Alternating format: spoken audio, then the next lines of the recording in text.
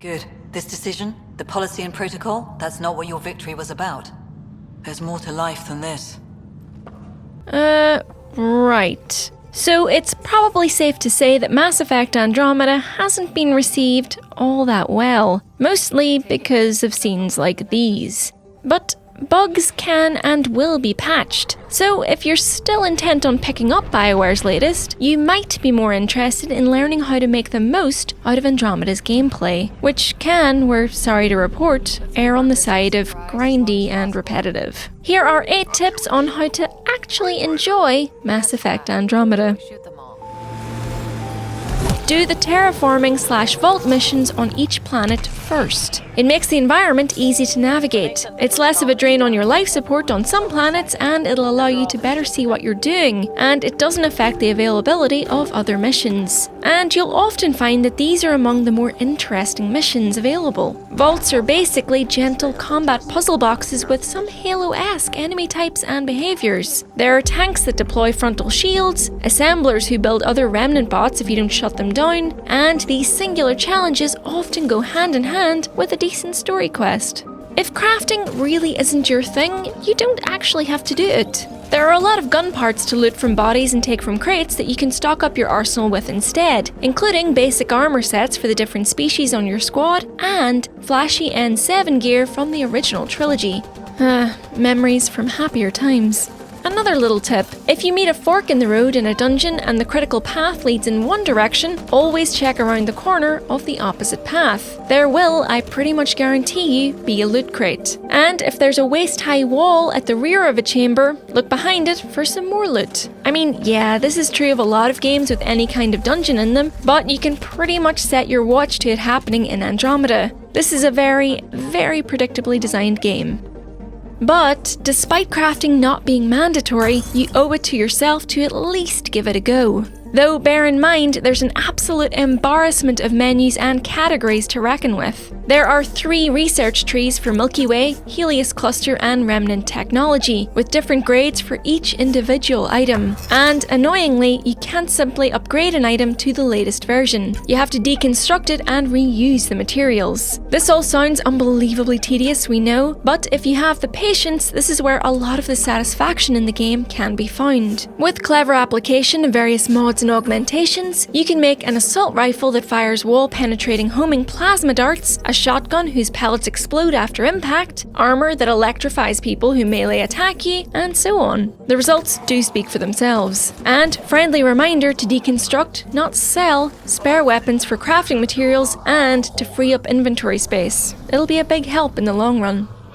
Keep in mind that you don't have to rotate your squad. Characters in Andromeda level up even when not in use, so whether they fight alongside you on the regular or not, everybody will be strong enough to take with you into the endgame, though don't forget to distribute their skill points. To better enjoy the game, stick to the people you find most effective or, even more importantly, whose company you actually enjoy. In terms of skill, I recommend bringing along characters like Cora, whose higher level abilities include group defensive buffs. You don't have any real control over your comrades, but with skills like this, they can at least boost your stats in a fight. And really, life's too short to be spending time with squad mates you really can't stand. PB, we're looking at you. I'm so grateful for that.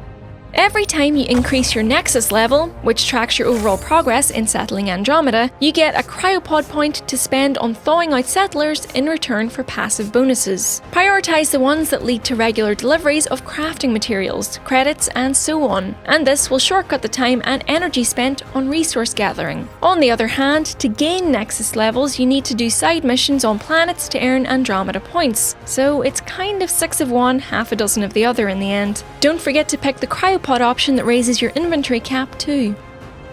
It's good to remember that you can go back and carry on playing Andromeda after you finish the main campaign to complete the majority of the side missions. So feel free to ignore some of the side questy offerings that feel like filler material. You know the ones: scan X number of busted power boxes, find this many herbal specimens, recon all these uncharted worlds. I mean, you really can't be expected to drop everything for every single random that comes to you with a sob story of how they lost their lunch, can you?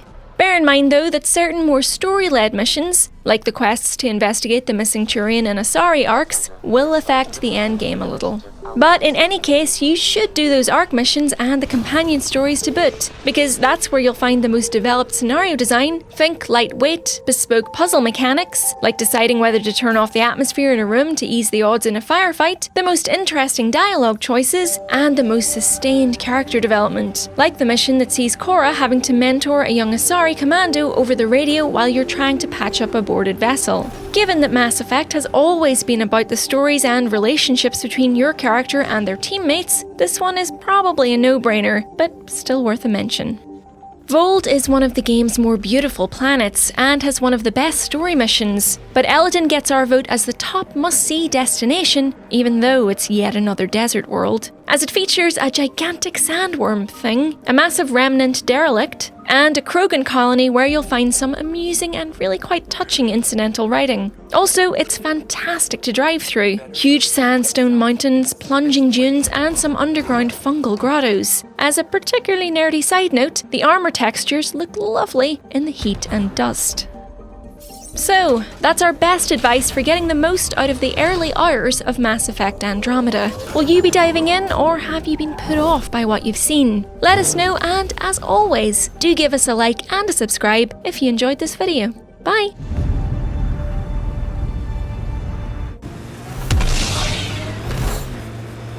There must be active remnant in there. Let's check it out.